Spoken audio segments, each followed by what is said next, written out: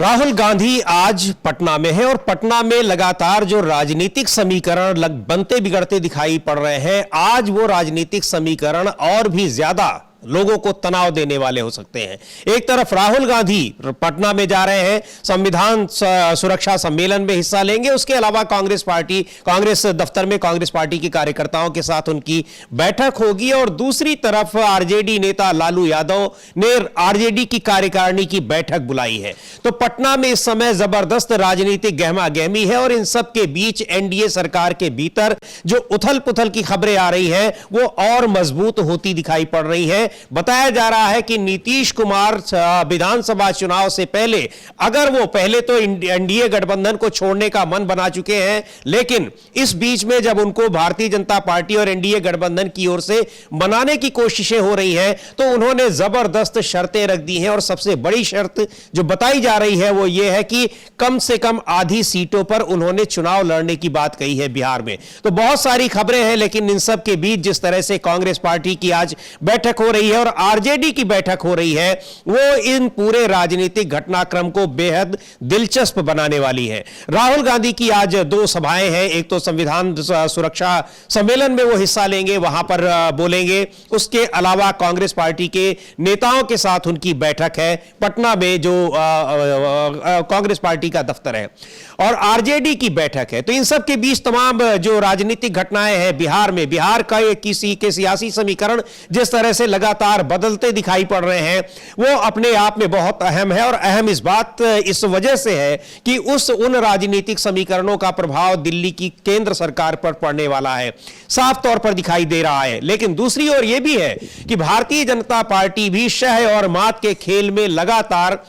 उसमें शामिल है और अपने दांव चलती दिखाई पड़ रही है। नीतीश के सांसदों और विधायकों पर, नेताओं पर उसकी निगाह तो है ही, इसके अलावा वो घटक दलों को भी इस्तेमाल कर रही है नीतीश कुमार के खिलाफ, जेडीयू के खिलाफ, और इस तरह से वहां पर एनडीए में जबरदस्त उथल पुथल देखी जा रही है। क्या है इसके बारे में और जानकारी क्या है, इन दो जो महत्वपूर्ण आज बैठकें हो रही हैं, इसके अलावा एनडीए के भीतर क्या कुछ चल रहा है, उसकी ताजा तरीन जानकारी के साथ हमारे सहयोगी हैं अविनाश काफी नजर डाल चुके हैं। अविनाश, जो आरजेडी की बैठक कार्यकारिणी की हो रही है, राहुल गांधी की बैठकें हैं, संविधान सुरक्षा सम्मेलन है, लेकिन सबसे महत्वपूर्ण बात यह है कि अब खरमास बीत चुका है और 18 जनवरी आज है। बहुत कुछ तमाम राजनीतिक परिणाम की आज उम्मीद की जा रही थी, कयास लग रहे थे। एनडीए के भीतर जो कुछ चल रहा है शहमात का खेल, उसमें भारतीय जनता पार्टी ने भी अब कई सारे अपने मोहरे चलने शुरू कर दिए। हाँ बिल्कुल, क्योंकि खरमास खत्म हो गया है और अमूमन बिहार में माना जाता है कि खरमास के बाद कोई बहुत बड़ी वो राजनीतिक उथल पुथल मचती है। पिछली बार भी हमने देखा था कि 14 तारीख को, जैसे खरमास 14 तारीख को पिछली बार खत्म हुआ, तो उस समय भी जो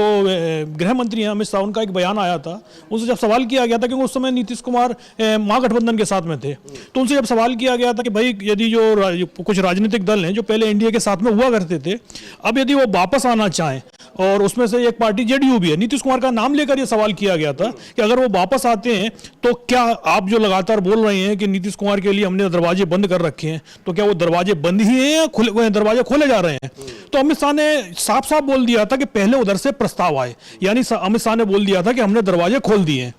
तो और उसके बाद हमने देखा था कि 15 दिन के अंदर वो बिहार में सारा खेल हो गया था। 14 को बयान आता है और 27 तारीख को जो नीतीश कुमार है वो महागठबंधन को छोड़कर एनडीए में शामिल हो जाते हैं। और उससे पहले 20-21 तारीख को एक बैठक भी होती है वहाँ पटना में लालू यादव और नीतीश कुमार के बीच में। लालू यादव ने नीतीश कुमार को फ्री हैंड दे दिया था कि आप अपनी सरकार में जो फैसले लेने चाहें वो फैसले ले सकते हैं, जिसको मंत्री रखना हो वो मंत्री रखिएगा। मतलब एक तरीके से लालू यादव की तरफ से पूरी खुली छूट दे दी गई थी नीतीश कुमार को। उसके बावजूद भी नीतीश कुमार पाला बदल गए। नीतीश कुमार को यह लग रहा था कि भाई अभी खुली छूट मिली हुई है, लेकिन 2025, क्योंकि उसके बाद नीतीश कुमार खुद ही बोल रहे थे कि तेजस्वी यादव को देखना है, लेकिन फिर नीतीश कुमार को लगा कि नहीं भाई अभी तो हमारे शरीर के अंदर ताकत है कि हाँ कि हमको सीएम रहना चाहिए। तो सीएम पद के लिए वो पाला बदल गए थे। और अब स्थिति यह आ गई है कि एनडीए के अंदर एक भी पार्टी जो शुरुआत में नीतीश कुमार का समर्थन करते हुए दिखाई दे रहे थे, अब वो भी पलटी मारना शुरू कर गए हैं। बीजेपी की तरफ से तो साफ कह दिया गया है, अमित शाह का ही आप जो बयान है कि भाई बीजेपी का जो संसदीय बोर्ड है वो तय करेगा कि सीएम कौन बनेगा, जेडीयू तय नहीं करेगी। और जाहिर सी बात है, जब बीजेपी का संसदीय बोर्ड को ही तय करना है तो फिर वो नीतीश कुमार नहीं होंगे, वो सम्राट चौधरी भी हो सकते हैं।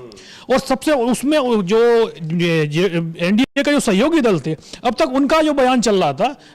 कि वही नीतीश कुमार सीएम उम्मीदवार हैं और अभी सीएम हैं और वो भी उम्मीद